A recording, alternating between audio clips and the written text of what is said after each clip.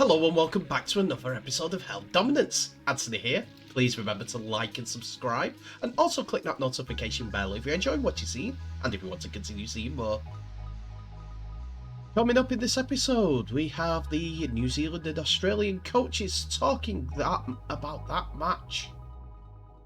Brisbane Youngster disgruntled with contracts, despite it not starting yet.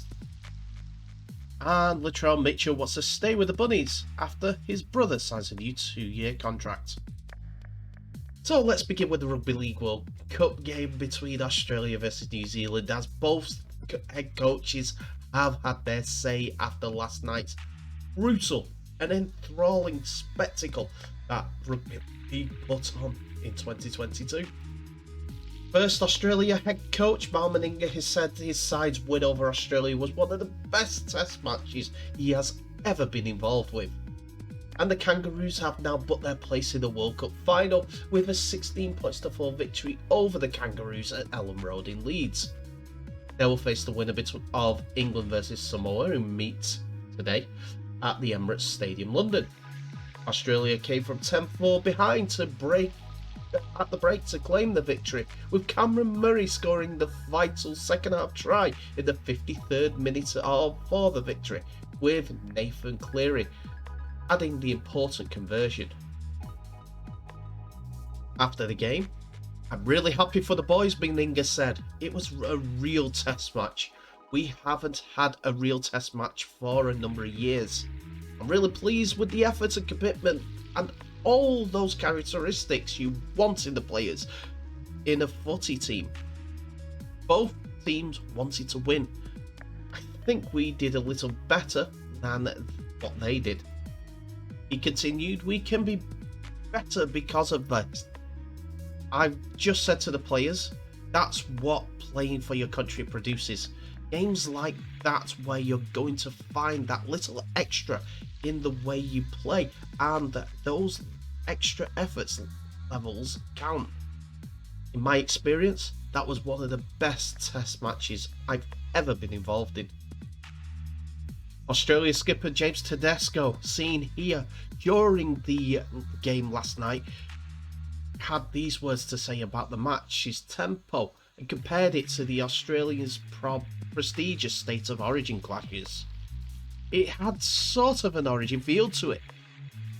Not just not as fast," he said, "but at the end of the day, but that's end-to-end footy. We had to dig in for the full 80 minutes, and it was an 80-minute game we have not had yet. We probably didn't start how we wanted to, but we fought back and worked for each other." On the other side of the pitch, New Zealand coach Maguire admitted he is shattered for the players following their World Cup exit, but is super proud of their efforts. "I'm definitely proud of my players, that's for sure," Maguire said after the game. "It was one hell of a game, and it was down to the bounce of the ball. That's what a test match is all about." There were a couple of moments in the game where it could have gone either way.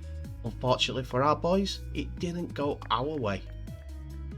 "I'm super proud of what they've been able to build amongst themselves and how they've gone about the tour. I'm really pleased with how they've come together within the group. There's a real brotherhood within the group. I really believe they are closing the gap in a big way at this level. Our players being able to play more games at this level, to be able to learn how to find the moments on what it takes to win. In saying that, we've had a couple of moments that, if they went our way, it would have been a different story. But I'm really proud." After this, the New Zealand captain said, "What we did in the first half is a really good game plan for whoever plays them next week," Robbie said after the game. But leaving that aside, he did have some great words for his head coach Maguire. "Since he came in, he's really turned the place around," he said. 2017 was a really dark place for New Zealand Rugby League, and it would have been hard for the coach to step into that role. I think he came in and off the bat really turned the place around with a style of play, and even with training, build our training week around working hard, even discipline, and those little 1%ers. I don't think we had that in the past. That's really passionate coaching, and I think it is something we missed, and he's really brought that. I've got to give a lot of credit to him and his coaching staff for where we are. If you look back 3 or 4 years ago, it was tough times for us, but now we're sitting right up there. New Zealand Rugby League is heading in the right direction. I think a big part of that is what Madge has done. So it looks like New Zealand are very, very happy with the direction that their head coach Michael Maguire is taking them, and hopefully we'll be able to continue that progression as he's done at club level in Super League, but it didn't quite work out in New Zealand Warriors. Now it's a look ahead to the next World Cup, next Test series, whatever comes next for New Zealand. I do hope that they get the more games that they deserve, because they're going to be a real force and take it to Australia next time. It took it to them this time.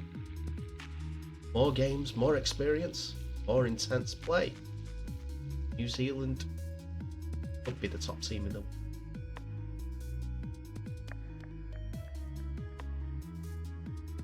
We have news that Australia's schoolboy captain Karl Oloapu's contract dispute with the Broncos has escalated, with the youngster declaring he will never play for the club again as long as he lives. Oloapu wants out of his 3-year contract with the Broncos due to a number of broken promises he believes the club made to him. Worldwide of Sports The Mole reported Oloapu and his manager Matt Adamson took issue with the Broncos denying any wrongdoing after an investigation by the NRL.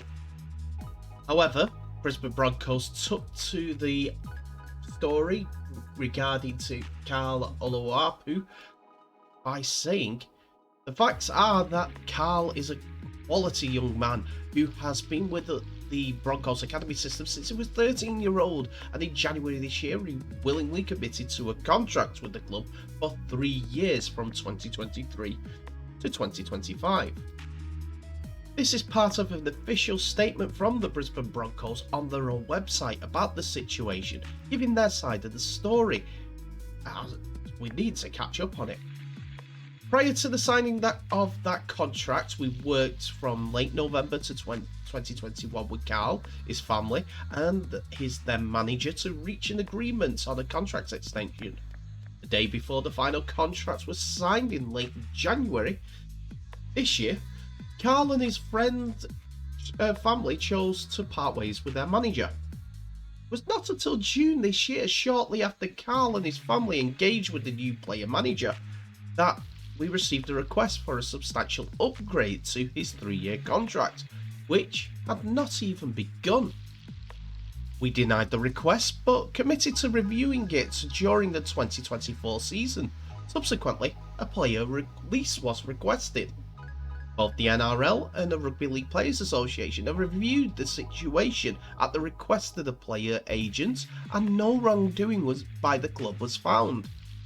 In recent months, we have done our utmost to work with his new agent to reach a way, but multiple attempts to meet with Karl have been rejected. It's disappointing to learn that Karl feels the ways that he does, but the door is most certainly open at the Broncos for him to rejoin training with our NRL squad. Karl would be welcomed with open arms and would be fully supported by all our staff. But Mr. Adamson, on behalf of Karl Oloapu, my apologies for the mispronunciation, returned served, saying that the NRL has yet to hand down its judgment and says the NRL has told him and the family that no decision has been made yet, so we have no idea how the Broncos can say that. An NRL salary cap auditor, Matthew Falconer, confirmed the investigation is still ongoing. Speaking on behalf of the NRL, Falconer said, "We are still looking into the matter. No final determination has been made." So what has the teenage sensation been unhappy with for him to... well, the cause for him to be unhappy with the current situation? Well, it's simple. His promises that they have not kept up with, according to the young man and his representatives. It's fuming. He was promised that he was promised a place in the club's top 30 squad for 2023, but was left out when it was named last week. While he claimed he was forced to sign the contract without getting a lawyer and a manager to look over it either. The young man just said, "I just want a release and a chance to play football," and confirmed that by saying, "I can promise you one thing, I will never play for Brisbane as long as I live. They have broken promises to me and left me heartbroken." Brisbane have since doubled down on this actual statement, and the club wants to work with Karl's new management in recent months regarding the matter, was said by Broncos chief executive Dave Donaghy. But Karl earlier this year signed a 3-year contract with the Broncos, and the club will not be releasing Karl from his contract. So this saga is set to run, and it's a young man who needs to be careful, be tactful. Both sides, even the family. The young man might not see the potential that Brisbane have thought of his potential, should I say.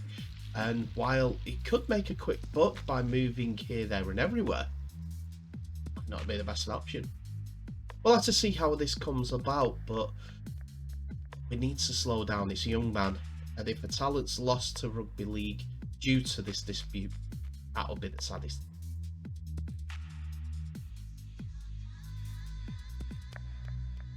And finally, Latrell Mitchell has declared he wants to be at the South Sydney Rabbitohs for the rest of his rugby league career.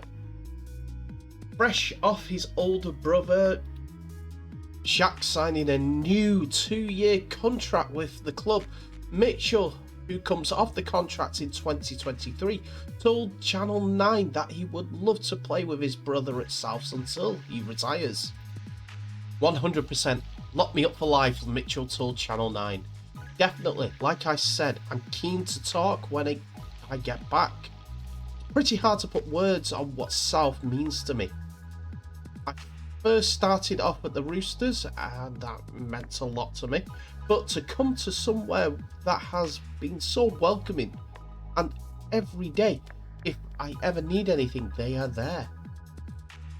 Mitchell revealed that South supports through the toughest period of his career, when he was fined for breaking COVID protocols with Josh Adokar, convinced him that he was with the right club for him. I don't want to bring it back up, but the COVID thing with what's happened with me and the Fox a couple of years back, Souths were a massive support for me, Mitchell said. That's when I knew that I was at home. Of course, Souths want to sign up their star man, as he has been inspirational since he came back from a bad injury that he suffered at the end of last year, which he carried into the beginning of the season. After that, they went on a marauding run back into the playoffs and got to the semi-finals. The 25-year-old has also scored 89 tries and 924 points in the 144 games for the Rabbitohs and Roosters since his debut back in 2016. While he has scored 6 tries in 7 Origin matches for the New South Wales Blues and 3 tries in 7 tests for the Kangaroos. He's now looking to carry on his success with Australia, get that done and dusted, as he's reached a final with the Kangaroos. So whatever happens next at home will be just gravy for him. He'll be wanting to win more tournaments, win more games, win more accolades, obviously. Now, his focus is on the Rugby League World Cup, and when he gets back home, he will be talking to Souths about that new contract. We'll have to see what comes of it, see how long the contract is, but if there's a stumbling block, 2023 November is, well, they can start negotiating at the end of this month if he wanted to with someone else. He's in a powerful position, so Souths will have to open up that checkbook. It will be a big contract, but it's worth it for the club. He brings the eyeballs, brings the points, and brings the go forward for the team. The man that they piggyback off.